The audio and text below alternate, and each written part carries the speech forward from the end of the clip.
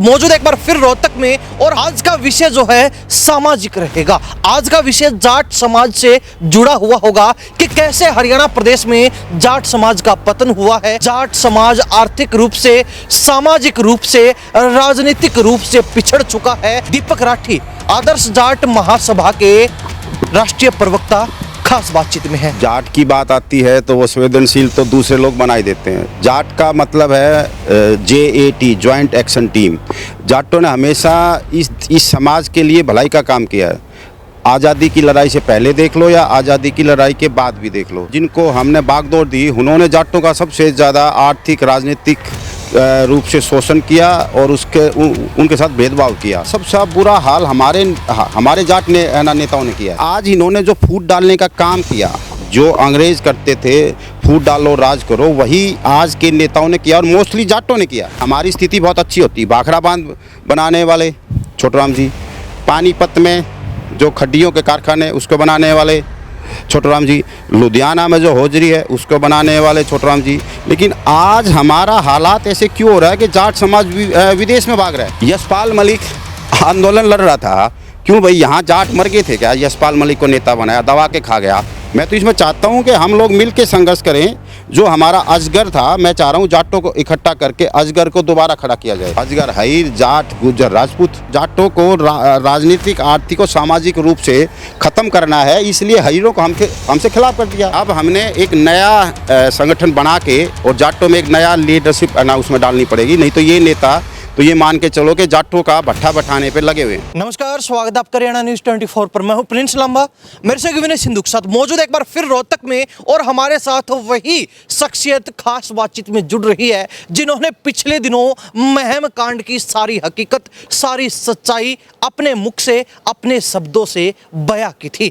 आज का विषय जो है सामाजिक रहेगा। आज का विषय जाट समाज से जुड़ा हुआ होगा कि कैसे हरियाणा प्रदेश में जाट समाज का पतन हुआ है, कैसे हरियाणा प्रदेश के अंदर जाट समाज आर्थिक रूप से, सामाजिक रूप से, राजनीतिक रूप से पिछड़ चुका है, बर्बादी की कगार पर पहुंच चुका है। और इसमें जाट समाज के जो नेता अपने आप को बड़ा चौधरी बताते हैं, जो नेता अपने आप को जाट समाज का मसीहा बताते हैं, उनकी क्या भागीदारी रही है, कैसे जो है उनका जाट समाज के पतन में हाथ रहा है, ये सारी बातचीत करेंगे। और हमारे साथ खास बातचीत में आपको बता दें, दीपक राठी आदर्श जाट महासभा के राष्ट्रीय प्रवक्ता खास बातचीत में है। राठी साहब बहुत बहुत नमस्कार जी। नमस्कार, आपका भी धन्यवाद यहाँ पहुँचने पे। जी राठी साहब, क्या कहेंगे? मुद्दा बड़ा संवेदनशील है, समाज से जुड़ा हुआ है, सामाजिक मुद्दा है और अक्सर आप जाट समाज की बात करते हैं, आदर्श जाट महासभा के राष्ट्रीय प्रवक्ता हैं। क्या कहेंगे हरियाणा प्रदेश के अंदर ये जो हालात आज के दिन बने हुए? जब जाट की बात आती है तो वो संवेदनशील तो दूसरे लोग बनाई देते हैं। जाट का मतलब है JAT, जॉइंट एक्शन टीम। जाटों ने हमेशा इस समाज के लिए भलाई का काम किया है। आज़ादी की लड़ाई से पहले देख लो या आज़ादी की लड़ाई के बाद भी देख लो। लेकिन जो हमारे जो नेता बने, जिन लोगों ने जिनको हमने बागडोर दी, उन्होंने जाटों का सबसे ज़्यादा आर्थिक राजनीतिक रूप से शोषण किया और उनके साथ भेदभाव किया। छोटा सा हरियाणा है, इसमें भी सिरसा रोहतक होता है, इसमें भी रोहतक में महेंद्रगढ़ होता है। क्या तो 3.5 घंटे में हम हरियाणा को पार कर लेते हैं। अब हरियाणा में जब हरियाणा बना उस टाइम जो हमारी स्थिति थी, आज अगर उसको विकास में देखा जाए तो बहुत अच्छी स्थिति है। दुनिया भर की फैक्ट्रियां हैं, दुनिया भर के यहाँ विश्वविद्यालय हैं, दुनिया भर के स्कूल हैं। लेकिन हमारे जो जाटों की स्थिति है, सबसे बुरा हाल हमारे जाट नेताओं ने किया है। आप देवीलाल ने जाटों का कोई उद्धार नहीं किया। उसने सोचा कि अब मैं पूरे देश को ले लूं और अपनी खुद की सीटें ही हार गया। रोहतक से हार गया, जिस रोहतक ने उसको खड़ा किया, मैम ने खड़ा किया। रोहतक से 3 बार हार गया और उस व्यक्ति से हार गया जो सबसे लल्लू व्यक्ति था, बहुत अच्छी छवि नहीं थी। उसने देवीलाल जैसे व्यक्ति को हराया। उसके बाद जब वो बना, उसने रोहतक की चौधरी का नारा दिया। आज रोहतक का हालात क्या है? आज रोहतक में मैक्सिमम बाहर के लोगों को रोजगार मिल रहा है फैक्ट्रियों में। IIMT बनाया, कितने लोग हैं भाई हमारे IIM बनाया। गरनावटी गांव के लोगों को कितना एडमिशन की आप बात कर रहे हो कि रोहतक एरिया में जितनी फैक्ट्रियां हैं उनमें तमाम लोग बाहर के हैं।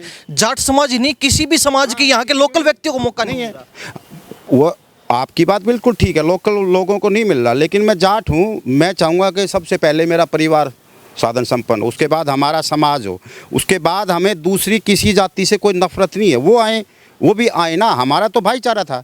हमारा जब गांव, हमारी दुनिया होता था तो हर एक के हिस्से, जब हम खेती करके जो उसमें से अनाज उत्पादन होता था, हर एक का हिस्सा तय था। कुछ कुछ घर हर एक किसान के साथ अटैच थे वो।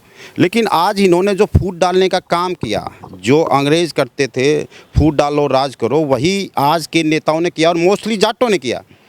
अब छोटू राम जी ने जाट गजट शुरू किया और जाट गजट के संपादक पंडित जी रहे हैं, वो शायद पंडित श्री राम शर्मा के पिताजी रहे हैं, मेरे को ध्यान नहीं है।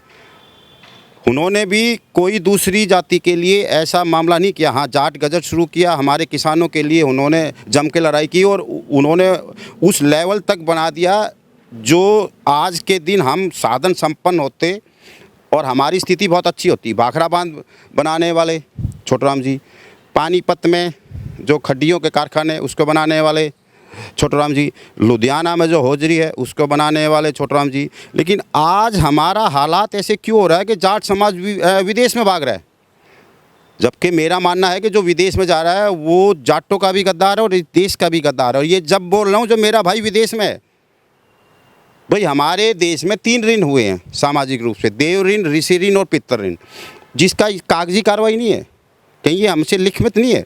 ये एक भाव है हमारा जो हमने उतारने हैं। भाई हम बाहर जाके अपने माँ बाप की क्या सेवा करेंगे, बेचारे बुजुर्ग यहाँ हैं और बाहर जा रहे हैं, यहाँ क्या नौकरियाँ की कमी है। हुड्डा ने 3 यूनिवर्सिटियाँ बनाई अपने टाइम में, तीनों में आज तक अपॉइंटमेंट नहीं है। आपकी बंसीलाल यूनिवर्सिटी हुड्डा ने बनाई, जी यूनिवर्सिटी हुड्डा ने बनाई, अपॉइंटमेंट नहीं है, टीचर ही नहीं है, पढ़ाएंगे क्या। ये फिल्म यूनिवर्सिटी बनाई, बहुत अच्छी बनाई, मैं मानता हूँ। राजीव गांधी स्टेडियम बनाया, बहुत अच्छा बनाया, लेकिन वहाँ पे आपने ग्राउंड माइंड तक की नियुक्तियाँ करके नहीं दी। कितना है ना उसकी दुर्भाग्य बात, वो किसी डिपार्टमेंट को दिया नहीं कि इसका हैंडल कौन करेगा राजीव गांधी स्टेडियम का। मतलब इसने जो काम इसने किया, इसके चारों तरफ जो लोग घूमे दबा के पैसे खाए, किसका नाम लूँ। हमारे जाट आंदोलन में वीरेंद्र सिंह पे जो FIR हुई, दबा के पैसा कहता था वो, दबा के, और उसने हुड्डा का दबा के नाश किया। मतलब जो लोग चमचों से घिर जाएंगे ना, और हमारे जाट सबसे ज़्यादा चमचों से गिरते हैं, उनको सही बात कहेंगे, उनको अच्छा ये तो हमारा दुश्मन है भाई, ये हमारे को सही बात कह रहा है। और कबीर जी ने कहा निंदक नेरे राखिए आंगन बिछाएगा हूँ। अब आपको आपकी निंदा करने वाला अगर कोई नहीं होगा तो आपको पता क्या है कि आप सही काम कर रहे हो या है ना गलत काम कर रहे हो। यही हाल देवीलाल का था, यही हाल चौटाला का था। चौटाला ने अपने टाइम में 3 जज लगाए, तीनों नॉन जाट लगाए। क्यों भाई, जाट मर गए क्या। अब जाटों को यहाँ नौकरियाँ ज़्यादा दिखाई दे रही है भाई, जाट यहाँ संख्या में ज़्यादा है, दिखाई देंगी, आज भी लग रहे हैं। हरियाणा के लोगों ने ये उठा रखा है कि बीजेपी के कबाड़ा नेताओं को यहाँ बुला के नेता बनाना। बाहर से यशपाल मलिक आंदोलन लड़ रहा था, क्यों भाई यहाँ जाट मर गए थे क्या, यशपाल मलिक को नेता बनाया, दबा के खा गया।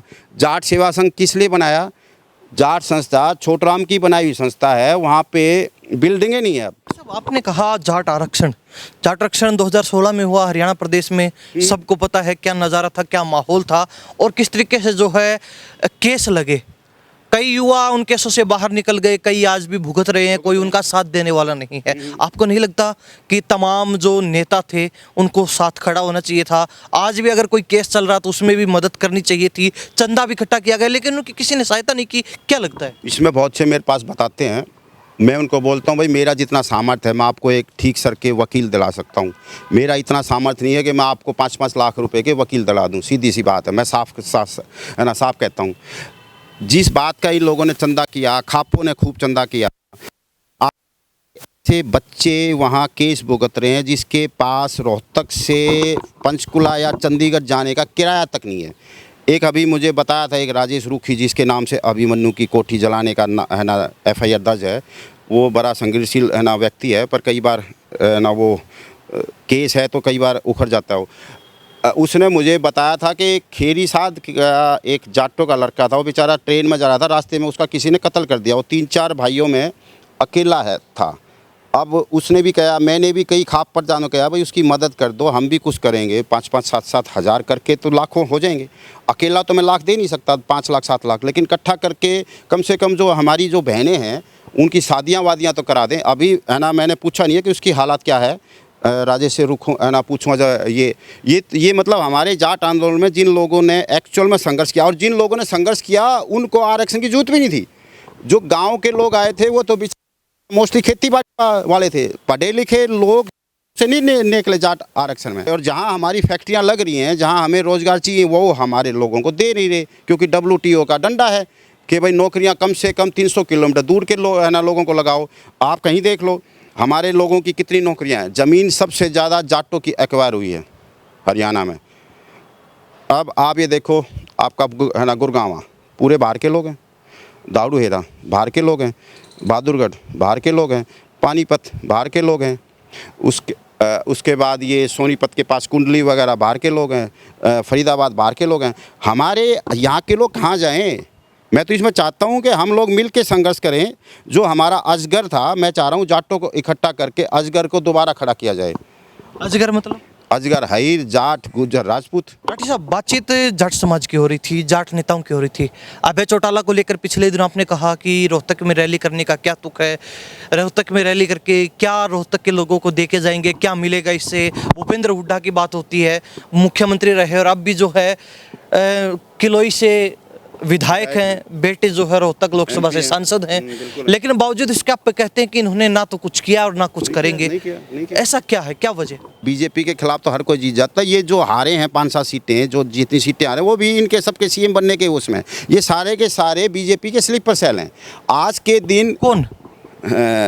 आपका भूपेंद्र सिंह हुड्डा, सुरजेवाला, शैलजा, सारे के सारे बीजेपी के स्लीपर सेल हैं। ये बीजेपी ने और संघ ने एक बहुत अच्छा काम किया अपने लिए, समाज के लिए। आपने कहा रणदीप सुरजेवाला, कुमारी शैलजा, भूपेंद्र हुड्डा बीजेपी के स्लीपर सेल हैं। हाँ बिल्कुल है। चलो, भूपेंद्र हुड्डा नेता प्रतिपक्ष बना दिए गए, अभी हाल ही में उनको जिम्मेवारी मिली। रणदीप सुरजेवाला तो मेरे हिसाब से हरियाणा कांग्रेस में ऐसे नेता हैं जो बीजेपी के खिलाफ सबसे ज़्यादा बोलते हैं।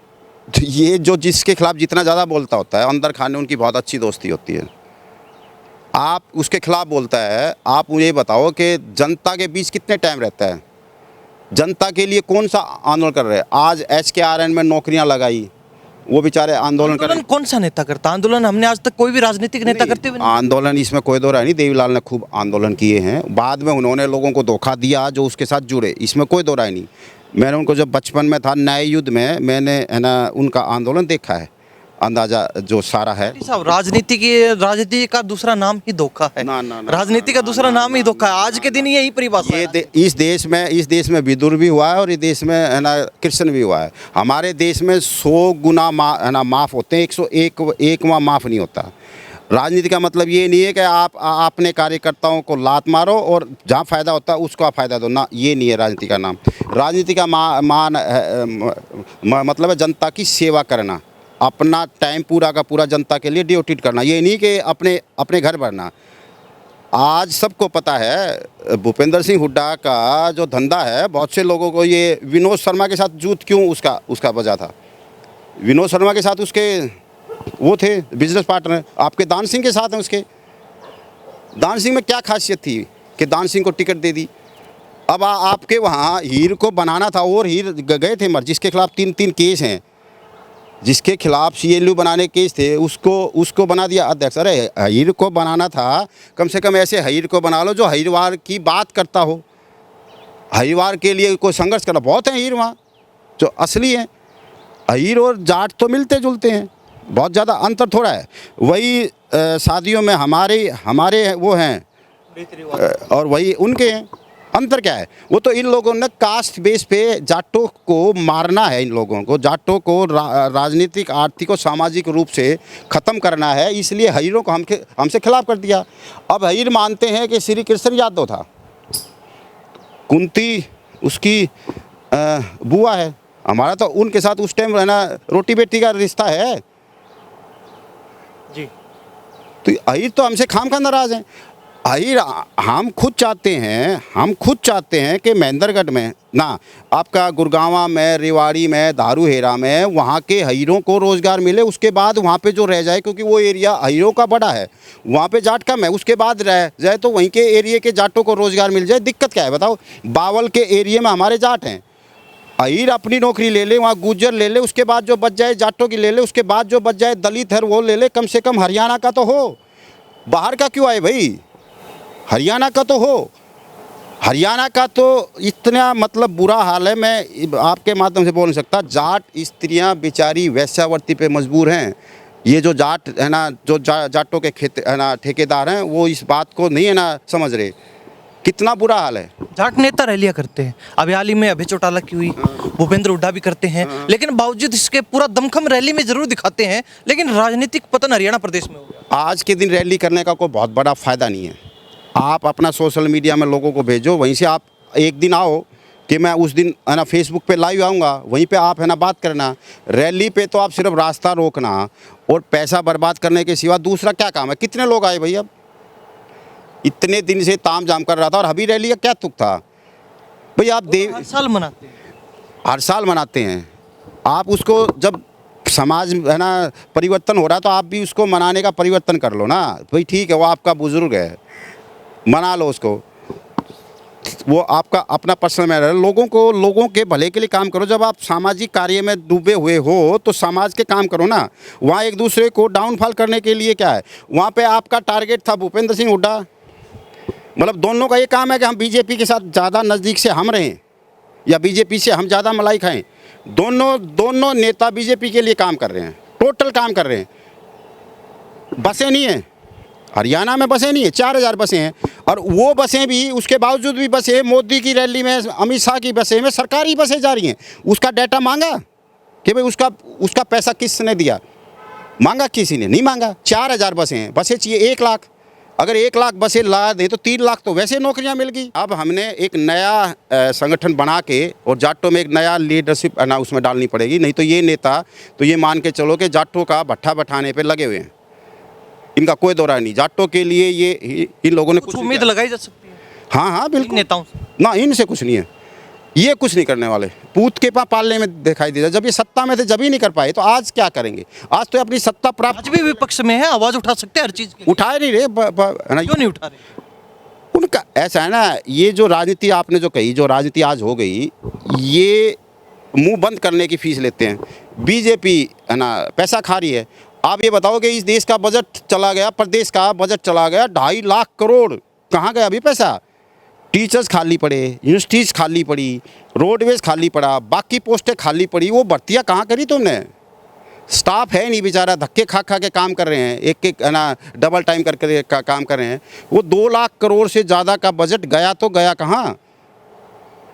कोई नहीं बोल रहा कोई। सब ये देख रहे हैं कि मैं अपने बेटे को, डर लगता है? क्या लगता है? डर लगता है? डर लगता होगा, यही बात होगी। बीजेपी वाले कब क्या पता ईडी की रेड मार दे, पैसा खूब है ना कमा रखा है भूपेंद्र सिंह हुड्डा। तो सब कमाते, फिर डर क्यों लग रहा है? पैसा एक 2 नंबर से कमाए, एक किसी को बेवकूफ़ बना के खाए, देश का पैसा खाए। हमें नहीं लगता डर, कर लो ना, क्या करें। मैं तो कहूँगा अगर कोई आए तो डरना डाल ले, तो पैसा बांट लेंगे, कोई मिले तो। हमें क्या डर लगना, अपने पास तो कुछ है ही नहीं। बीजेपी वालों ने तो ऐसे स्टाइल से पैसा खाया कि सामने वाले को पता ना चले। बोला बिना खर्ची बिना पर्ची के हमें नौकरियां दे दी। अबे गधे के बच्चों, पीएचडी आदमी, एमए आदमी पीएन लगने के लिए पैसे देगा क्या? हो रहा वहाँ पे उसका आपके सेंट्रल यूनिवर्सिटी का वीसी 40-40 लाख में नौकरियाँ दी हैं। बहुत से लगे यहाँ से। जांच करवाओ ना, दिखाओ, ओपन करो आप। जो अपॉइंटमेंट हो रही है उसमें किसके कितने नंबर है, कितने लगे, ओपन डालो ना ऐप पे आप कुछ टाइम के लिए। यानी कि आप कहते हो कि बीजेपी का खर्ची पर्ची वाला नारा फ्लॉप झूठा है।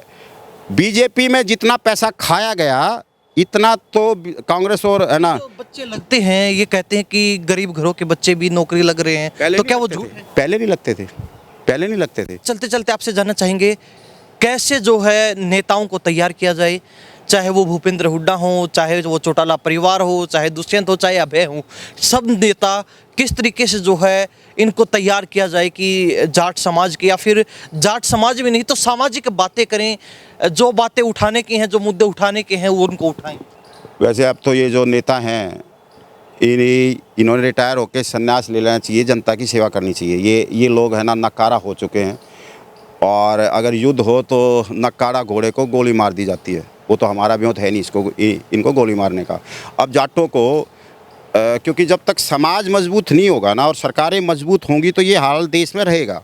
क्योंकि जब तक आप प्रश्न उठाने का विद्रोही नहीं बनोगे ना, विद्रोही का मतलब ये नहीं कि आपने इतने 1 साल तक वहाँ ना बैठे रहे। विद्रोही का मतलब आप कुछ नए सीधे प्रैक्टिकल करते रहो, खोज करते रहो, वो कितनी कामयाब हो कितनी ना हो। विद्रोही का मतलब ये है। सब सारी गलती समाज की थोड़ी है, समाज ने तो नेताओं को चुना, अब नेता नहीं उठाते तो नेताओं की गलती है। समाज की गलती ये है कि समाज ने नेताओं को चुना, लेकिन समाज ने नेताओं को चुना, उस पर नेताओं पे बंदिश लगाने वाला फिर कोई नहीं रहा ना। फिर वो लोग उनकी चमची मारने लगे। मैंने खाप नेताओं को देखा है कि अपनी कोई बहू की पर्ची, कोई अपनी भाई की पर्ची, कोई अपने छोरे की पर्ची नेताओं को देते हुए मैंने देखा है। खापों की बातचीत फिर कभी करेंगे, क्योंकि ये भी एक सामाजिक मुद्दा है। खापों की समाज में बड़ी भागीदारी होती है और एक बड़ा मुद्दा है, इस पर फिर चर्चा करेंगे। लेकिन आज की चर्चा जो थी वो जाट समाज को लेकर किस तरीके से जो है हरियाणा प्रदेश में राजनीतिक पतन हुआ, आर्थिक पतन हुआ, सामाजिक पतन हुआ, भाईचारा खराब हो गया, और इसके साथ साथ रोजगार भी हरियाणा प्रदेश के लोगों को नहीं मिल रहा है, चाहे वो जाट समाज का हो या फिर किसी अन्य समाज का हो। ये मुद्दा जो आज का विशेष था, और कहीं ना कहीं जो राजनीतिक नेताओं की बात आती है तो वो मुद्दे नहीं उठाते, वो अपनी जिम्मेवारी नहीं निभाते, जिसकी वजह से सरकार हावी रहती है। ये राठी साहब का कहना है। अगर वो अच्छे तरीके से मुद्दे उठाएं, समाज की बातें रखें, तो सरकार हावी नहीं होगी। सरकार हर मांग पर ध्यान देगी, हर मांग को जो है तत्परता से पूरा करने का भी काम करेगी। दीपक राठी खास बातचीत में थे। इन्हीं सब बातों के साथ में प्रिंस लांबा, मेरे सहयोगी विनय सिंधु के साथ हरियाणा न्यूज़ 24। नमस्कार, जय हिंद।